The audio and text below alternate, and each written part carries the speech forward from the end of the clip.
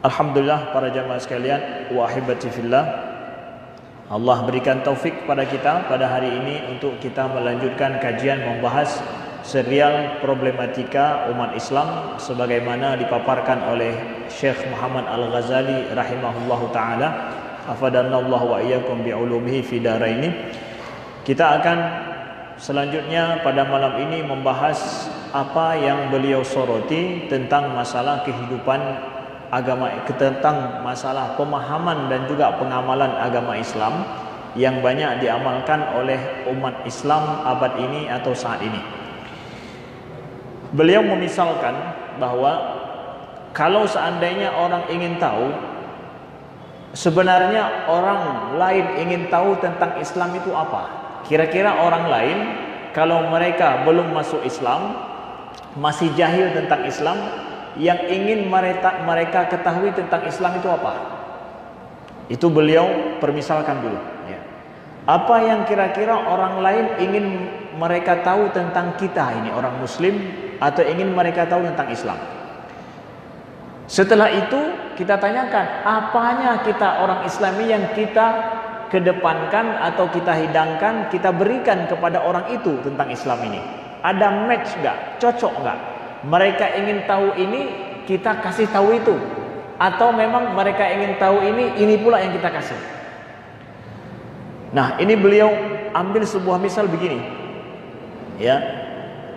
Misal adalah seseorang yang ingin tahu sosok seorang laki-laki yang mungkin ingin dijadikan sebagai menantu.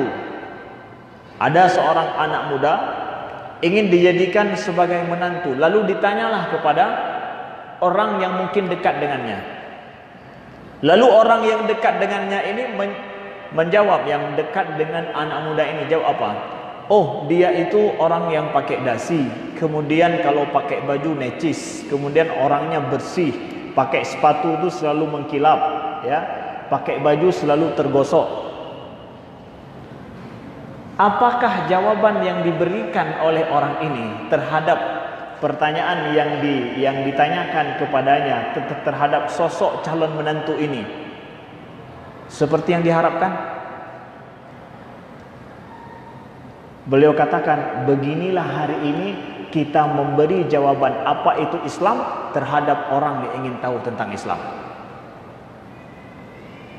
Ya. Beliau katakan, at-ta'rif yattaji ilal haqa'iq adz-dzatiyah wal anasir al-muhimmah. Inna dinana majhulun 'indal katsirin, an-nasu yuriduna wasfan lil aqli al-islami wad dhamir islami wal khuluqul islami wal hukmul islami. Yuriduna an ya'riful usrah kama bayyanaha al-islam wad dunya kama yunshidhu al-islam. Kita banyak memaparkan tentang Islam ini adalah hanya casing di luar saja. Sedangkan inti daripada Islam kita belum mampu untuk menjawab, memaparkannya kepada orang yang tidak tahu tentang Islam. Orang ingin tahu tentang Islam apa? Mereka ingin tahu tentang bagaimana logika orang Islam itu seperti apa, bagaimana ilmu logika di dalam Islam, cara berpikir secara Islami itu apa. Kemudian mereka ingin mengetahui tentang jiwa orang Islam itu seperti apa, Islam bagaimana mendidik jiwa manusia itu. Kemudian orang ingin tahu tentang Islam apa? Bagaimana etika moral dalam Islam itu, dan bagaimana etika dan moralnya orang Muslim. Ini inti Islam yang ingin mereka tahu. Jangan jawab bajunya, tapi jawab tentang ini dia. Ini dia ya. Kemudian orang ingin tahu tentang Islam itu hukmul islami, bagaimana Islam mengatur pemerintahan, bagaimana Islam mewujudkan sebuah otoritas kekuasaan di sebuah negara secara baik. Ada bagaimana andil Islam di bidang itu. Orang ingin tahu tentang itu ya. Kemudian yuriduna an ya'riful usrah. Begitu juga orang ingin tahu tentang Islam itu bagaimana keluarga dalam naungan Islam itu seperti apa. Bagaimana sih keluarga, sistem keluarga Islam itu. Ini yang ingin mereka tahu.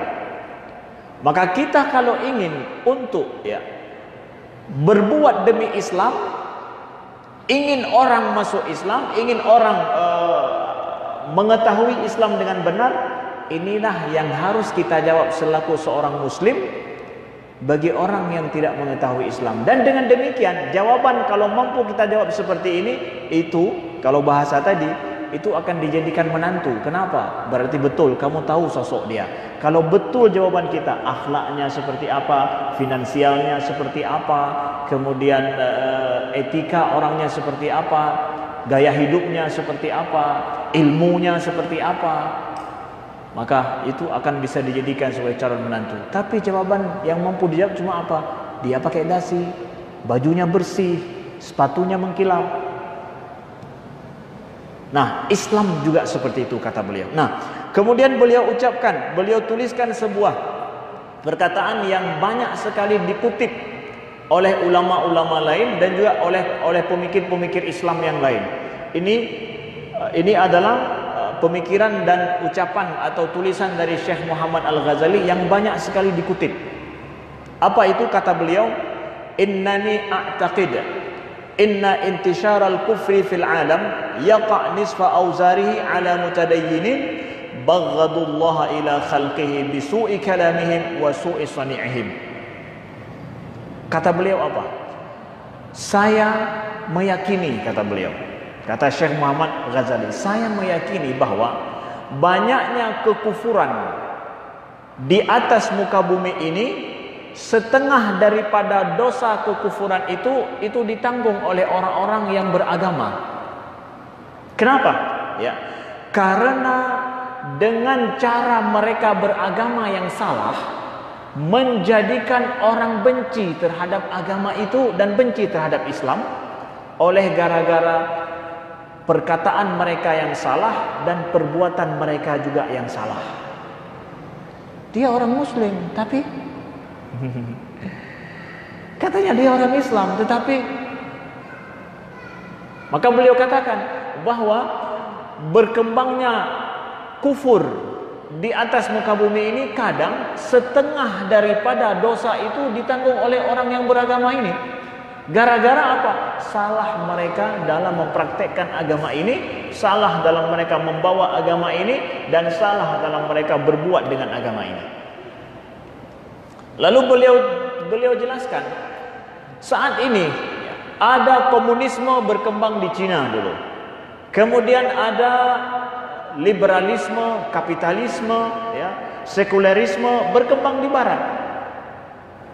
Bahkan dulu sebelumnya adalah komunisme, sosialisme itu di Cina dan juga di Rusia, Uni Soviet. Itu adalah ya, dua belahan alam bumi yang sangat luas sekali. Itu jauh daripada Islam.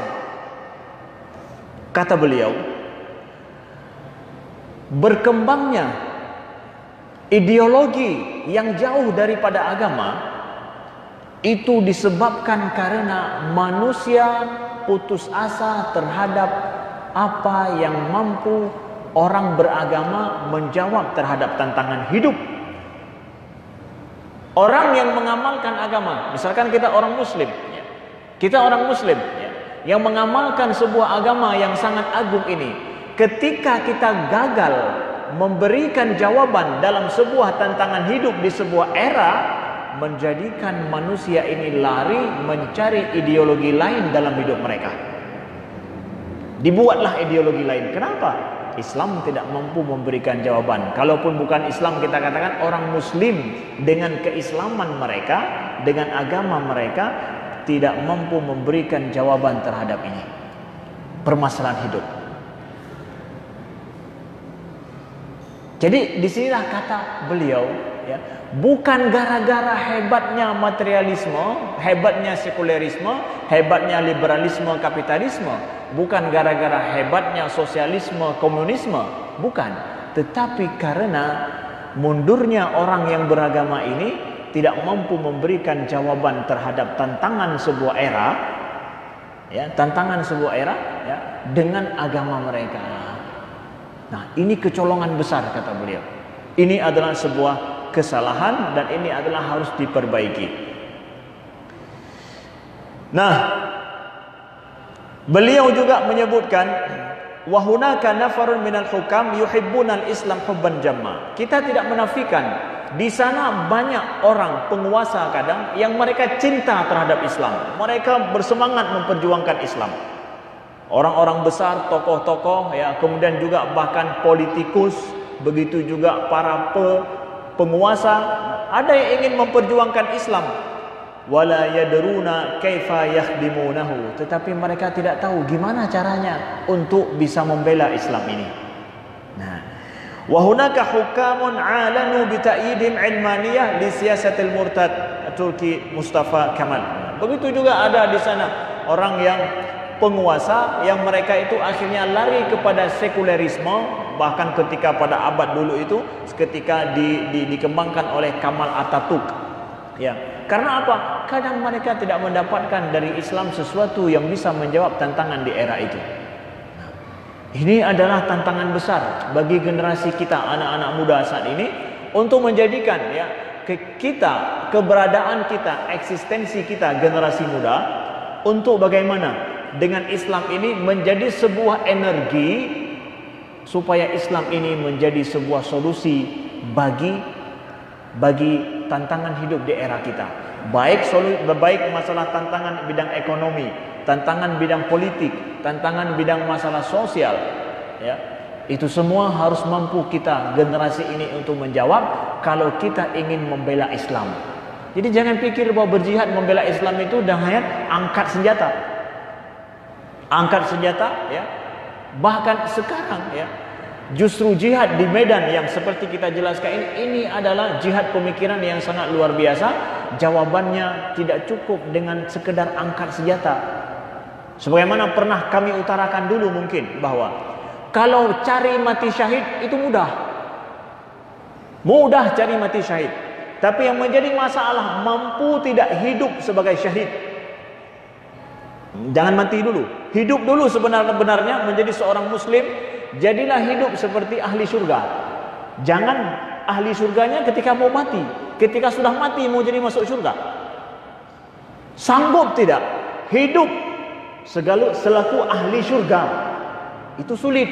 Karena sulit seperti ini, makanya orang mau cari yang mati syahid, yang sekali tebas kemudian masuk surga. Ini bagian daripada kesalahan pemahaman. Dia mau masuk surga dengan mati dia, artinya bahwa apa? Dengan sekali tebas masuk surga, sekali tembak masuk surga. Coba sebelum mau seperti itu, jadi dulu hidup 10 tahun sebagai ahli surga, sanggup tak? Baru cari husnul khatimah di akhir. Nah ini saudaraku dan kawan-kawanku generasi ini, kita perlu berpikir ke arah ini. Begini cara berpikir kita supaya apa? Kita ingin Islam itu diamalkan adalah ketika kita masih hidup, bukan setelah kita mati. Ya. Islam yang mencinta segala kedamaian. Lalu kemudian kita lihat Syekh Muhammad Al-Ghazali menyebutkan, ya, bahwa beliau uayyid ra'yul Ibnu Khaldun fil Arab. Ya, beliau ingin menyatakan pernyataan daripada Ibnu Khaldun dalam mukaddimah beliau, mukaddimah Ibnu Khaldun kitabnya, bahwa annal Arab yastahilu an yakuma lahum mulkun illa ala asasin nubuwah au an takuma lahum daulatun illa ala asasid din.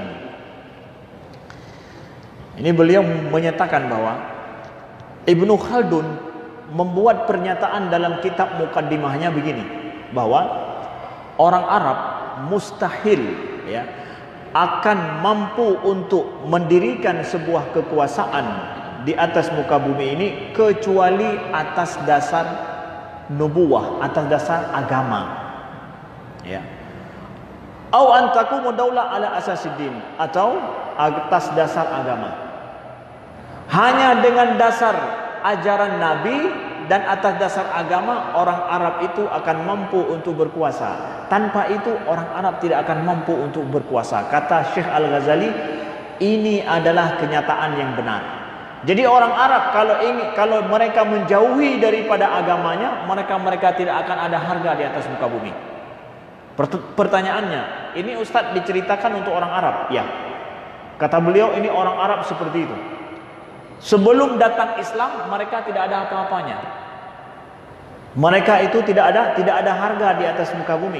Tetapi ketika Islam datang, barulah peradaban mereka berkuasa dikenal. Maka Imam Ibn Khaldun mengatakan bahwa hanya dengan agamalah orang Arab itu mampu berkuasa. Mereka jauh daripada agama, mereka tidak akan mampu untuk berkuasa. Itu orang Arab. Oke, kita balik sekarang. Kita bukan orang Arab, tapi kita orang Asia. Tepatnya lagi kita orang Indonesia. Tepatnya lagi kita mungkin orang Aceh. Lalu kalau kita ingin orang Aceh ingin memimpin, atau dalam bahasanya ingin diakui eksistensi orang Aceh dalam sebuah peradaban, itu dengan cara apa? Mendekat dengan agama atau menjauh? Kalau kita sudah punya sejarah, tengok ke dalam sejarah. Kalau belum punya sejarah, buatlah sejarah. Kita orang di Nusantara ini, di Indonesia, Nusantara ini, di Aceh juga. Kita orang Aceh dikenal di dunia itu pada saat kuat memegang agama atau pada saat kita tidak kenal agama. Tidak ada agama Islam bahkan. Sejarah telah membuktikan bahwa Aceh dikenal dan juga memberi saham besar dalam peradaban dunia adalah pada saat apa? Pada saat orang Aceh ya dikenal dan juga sangat kuat memegang kukuh Islam. Pada saat abad dulu ya, belum sampai 1 abad lagi, artinya bahwa mungkin sana sini adalah ya 1 abad lah kalau memang paling begitu. Umat Islam Aceh ya, dengan nama Islam, politik di Aceh atas nama Islam, ekonomi di Aceh atas nama Islam, sosial di Aceh atas nama Islam, hubungan antar negara juga atas nama Islam.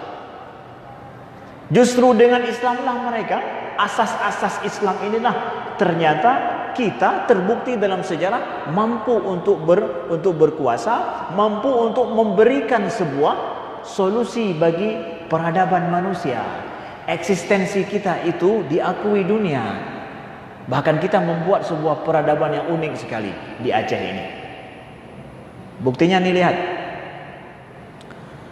Dulu kita dapatkan banyak sekali makam-makam para orang-orang Arab datang, ulama-ulama Arab datang ke Aceh. Dan mereka meninggal di Aceh.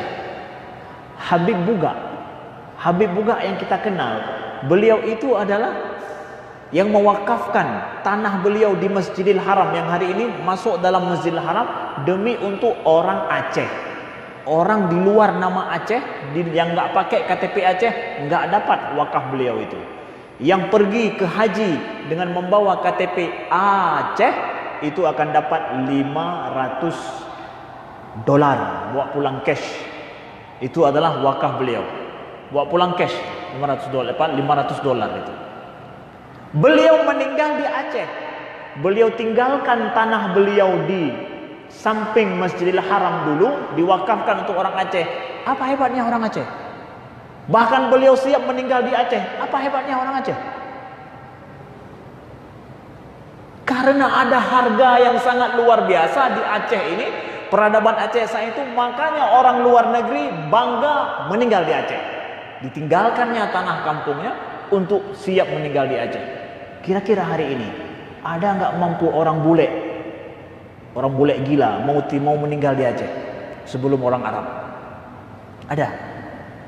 Merasa bangga misalkan. Kenapa? Nah, inilah dia. Ya. Inilah maknanya bahwa dulu ketika Islam berjaya, ramai orang luar negeri, bahkan orang Islam, orang Arab sendiri merasa bangga di Aceh ini. Karena ada sesuatu. Dan sesuatu itu peradaban Aceh pada saat itu atas nama Islam. Hari ini maka kita tidak ragu sama sekali, kita tinggal mengulang sejarah bahwa betullah bahwa kita akan eksistensi kita, peradaban akan mampu kita buat ketika kita siap kembali menjalankan Islam ini yang rahmatan lil alamin ya dalam kehidupan kita secara benar. Bukan dengan casing, bukan. Bukan dengan lapik luarnya, bukan, tapi secara benar. Dan itu tidak bisa ditapik. Enggak Ustaz, kita generasi baru ini, generasi sebaiknya kita cari solusi barulah, ideologi barulah dalam hidup kita. Tidak kawan. Kita tidak akan mau membuang berabad-abad hanya untuk beruji coba yang baru. Tapi kita ingin sesuatu yang telah terbukti dalam sejarah. Terbukti dalam sejarah bahwa ternyata menjalankan Islam dengan benar justru akan menjadikan eksistensi kita diakui, peradaban mampu kita bangun sampai hari ini. Nah ini berarti dengan demikian ketika Syekh Al-Ghazali mengatakan bahwa Arab, kalian hai orang Arab gak akan ada apa-apanya kalau seandainya Islam itu kalian buang dalam hidup kalian. Begitulah. Kita orang Asia juga ternyata begitu. Kita orang Muslim di Asia ini juga ternyata begitu. Harga diri kita itu diakui dunia dalam peradaban justru pada saat Islam itu betul-betul kita peluk. Nah, mudah-mudahan ini menjadi keyakinan kita dan kita ingin meyakinkan generasi ini bahwa mereka kita ingin di generasi kita ini ada satu jawaban yang bisa kita jawab untuk umat manusia untuk memperbaiki permasalahan hidup kita. Nah, beliau juga menyatakan dalam sejarah bahwa kata-kata Arab itu bahkan sudah identik dengan Islam dan itu kita akui. Ya, kanat kalimatu urubah turadif kalimatul Islam. Dulu sudah jelas bahwa namanya Arab itu mesti Islam. Dan sampai hari ini kita orang Aceh mengakui bahwa yang namanya Arab mesti Islam. Walaupun hari ini kita pergi ke negeri Arab, belum tentu Arab itu paham Islam. Tahu nggak bahwa ada orang Arab nggak bisa baca Quran? Banyak. Orang Arab nggak bisa baca Quran, Ustaz? Iya banyak. Tapi memori kita tentang orang Arab yang kita wariskan daripada nenek moyang kita di Aceh, di Indonesia juga, yang namanya Arab mestilah orang taat, orang Muslim, Islam pasti. Itu kita wariskan sampai hari ini. Kalau kita lihat orang Arab, kok ada orang Arab pakai celana pendek ya?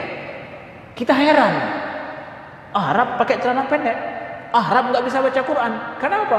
Memori yang kita wariskan daripada endatu kita itu adalah yang namanya Arab itu Islam. Memang begitulah awalnya dalam sejarah. Tapi hari ini nggak begitu. Arab nggak lagi sepenuhnya seperti itu, nggak.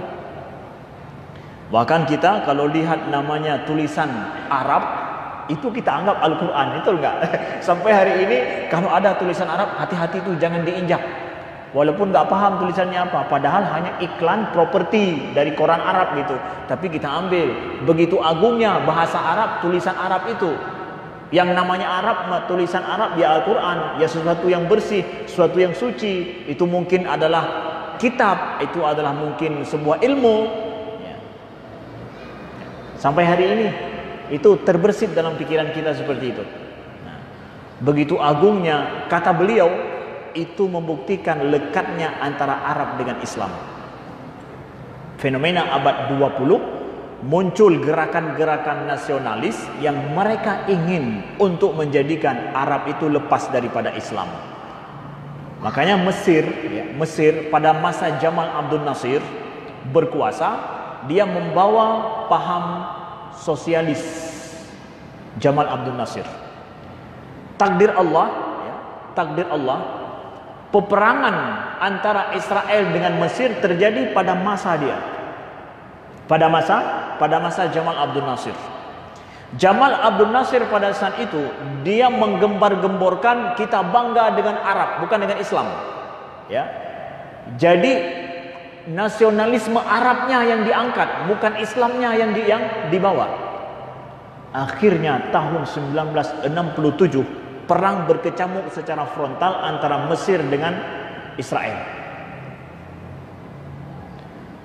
Perang bulan Yuli terjadi itu adalah peperangan frontal yang akhirnya Mesir kalah total dan terpuruk. Mesir kalah total dan terpuruk pada saat itu. Dengan semangat nasionalisme Mesir, nasionalisme Arab ternyata tidak mampu untuk menghadapi menghadapi tantangan yang paling besar, melawan musuh yang padahal Israel, Yahudi, kafir lagi. Setelah itu, setelah perang itu kalah Mesir, dan tercatat dalam sejarah sampai hari ini itu kekalahan yang sangat luar biasa, menyakitkan orang-orang Arab, ya. Disinilah kemudian sosialis itu mulai, paham sosialis di Mesir mulai dicibir dan dilihat ternyata nggak mampu untuk menyelesaikan masalah, justru membuat masalah besar. Meninggal Jamal Abdul Nasir dalam kondisi negaranya kalah perang. Sungguh sangat menyedihkan. Maka yang ngomong tentang Jamal Abdul Nasir hebat-hebat, enggak. Itu lambang daripada kekalahan orang Mesir masa dia, yang membawa paham sosialis. Lalu kemudian pada tahun 73, kemudian setelah Jamal Abdul Nasir sudah tidak berkuasa lagi, berkuasalah Anwar Sadat. Dia mencoba untuk mendekati ulama Azhar, untuk mengembang, untuk naikkan kembali semangat Islam, semangat jihad.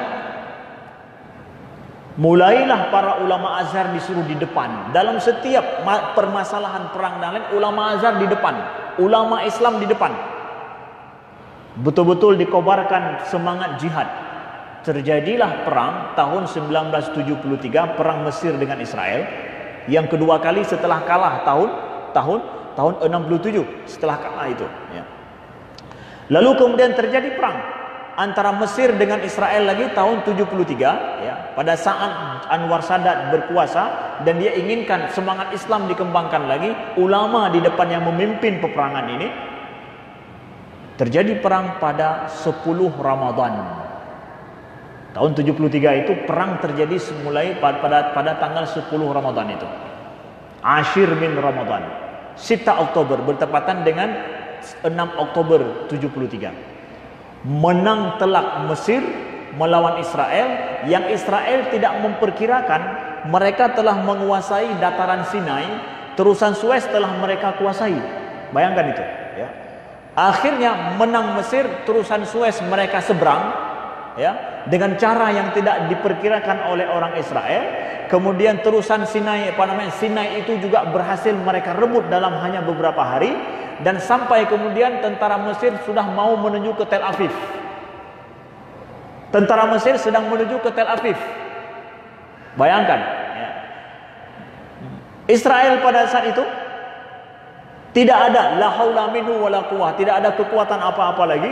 Betul-betul mereka jatuh semangat mereka, tidak mereka perkirakan kekuatan Mesir, ya. Akhirnya untuk membentengi jangan sampai Tel Aviv ini jatuh badan tentara Mesir ke Tel Aviv, karena Tel Aviv dikuasai, sudahlah selesai. Bahasanya sudah gerutuk, kayak gerutuknya, nggak ada lagi namanya negara Israel. Datanglah bala bantuan daripada Amerika. Amerika yang membackup di belakang. Berhentilah Mesir, kalau tidak kalian akan dalam bahaya. Datang daripada Amerika yang menghentikan tentara Mesir. Kalau tidak, kalau sudah digerutuk bahasa orang Aceh, ya. Kenapa? Semangat Islamnya yang dikedepankan, ulama yang berada di depan. Akhirnya sampai hari ini dirayakan di Mesir tanggal 10 Ramadan. Bayangkan bulan Ramadan perang. Nggak kalah kita perang bulan Ramadan. Dan yang pergi tentara Mesir berperang itu disuruh puasa oleh ulama-ulama Azhar. Apa nggak kalah kita puasa? Sebaiknya kan buka puasa. Enggak, disuruh puasa. Tapi lihat, kejadiannya berbalik. Sampai hari ini Mesir, ya, merayakan kemenangan 10 Ramadan dan atau bertepatan dengan 6 Oktober setiap tahun. Itu hari kemenangan mereka melawan Israel. Ini dia yang dikatakan, salah satu dikatakan oleh Syekh Al-Ghazali, bahwa orang Arab gak akan mampu menghadapi tantangan hidup mereka kecuali dengan memang Islam ini. Dan betul juga dengan kita di sini, bahwa kita tidak akan mampu menjawab tantangan hidup kita ini kecuali dengan amalkan Islam dengan cara yang benar dalam hidup kita. Berikan Islam mampu menjawab dalam masalah ekonomi, masalah politik, masalah sosial kita, ya, masalah perekonomian kita dan yang lainnya. Ini adalah tugas kita kawan-kawan generasi saat ini. Generasi yang berpikir lebih cemerlang, berpikir dengan gaya hidup yang baru, berpikir untuk memberikan solusi terbaik bagi peradaban dan bagi bangsa kita.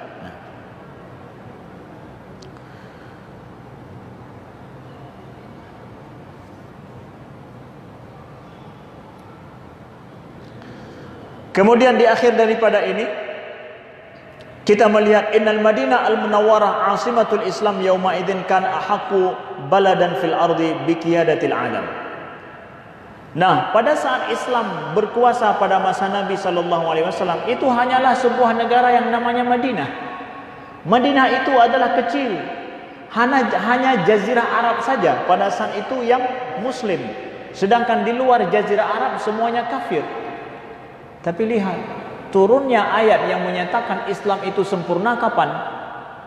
Pada saat di Madinah. Islam itu berkuasa hanya di Madinah.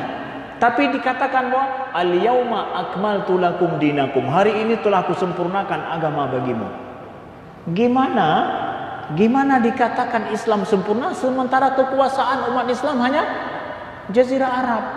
Kan sempurnanya Islam kalau udah menguasai seluruh dunia. Oh bukan. Kapan juga? Pada saat Islam itu diamalkan dengan sebenarnya, walaupun di sebuah kota sekalipun, sempurna Islam. Ya, walaupun hanya di sebuah kota, di sebuah negara kecil, Islam sempurna di situ. Kita tidak mempertanyakan kapan kita lagi menguasai sampai Eropa kita kuasai. Tunggu dulu. Ini kita yang tinggal di kota ini udah sempurna nggak ngamalin Islamnya? Itu yang menjadi pertanyaan. Bahwa Allah Subhanahu wa taala menyatakan bahwa Islam itu sempurna pada saat negara Islam itu hanya di Madinah saja. Jadi bukan masalah berapa banyak kita berkuasa, berapa banyak orang sudah masuk Islam, bukan.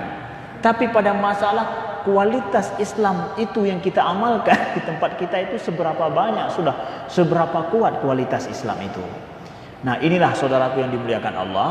Maka memperbaiki kualitas Islam dalam hidup kita sehari-hari itu jauh lebih berat perjuangannya, jihadnya, daripada kita sekarang mencari orang kafir kadang untuk harus banyak masuk Islam.